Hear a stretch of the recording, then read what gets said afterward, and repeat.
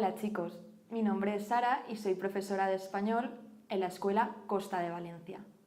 A todo estudiante de español le llega el momento de hacerse la gran pregunta: ¿qué tiempo verbal es sea, vaya o traiga?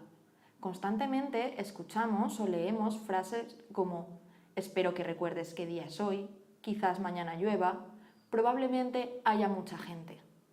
Este tiempo verbal es el presente de subjuntivo. ¿Y cómo formamos el presente de subjuntivo? El presente de subjuntivo lo formamos a partir de la primera persona del presente indicativo. Por ejemplo, para el verbo pasar, yo paso.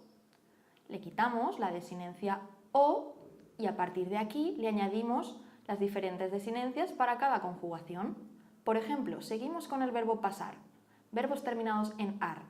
Yo pase, tú pases, él pase, nosotros pasemos, vosotros paséis, ellos pasen.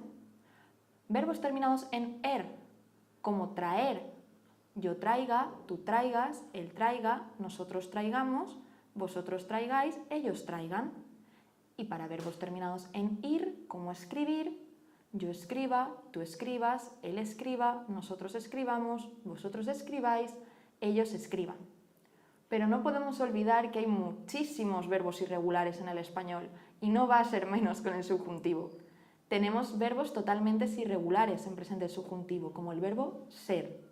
Yo sea, tú seas, él sea, nosotros seamos, vosotros seáis, ellos sean.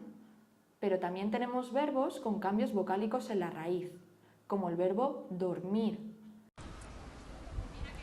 Yo duerma, tú duermas, él duerma, nosotros durmamos, vosotros durmáis, ellos duerman.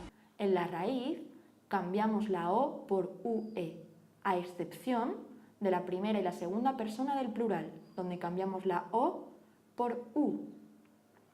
Después tenemos verbos como el verbo sentir, yo sienta, tú sientas, él sienta, nosotros sintamos, vosotros sintáis, ellos sientan, donde cambiamos la E por IE, a excepción de la primera persona y la segunda persona del plural, donde cambiaremos la E por I.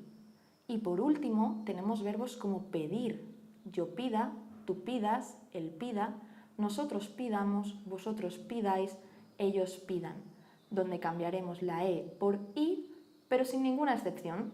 Y hasta aquí el presente de subjuntivo.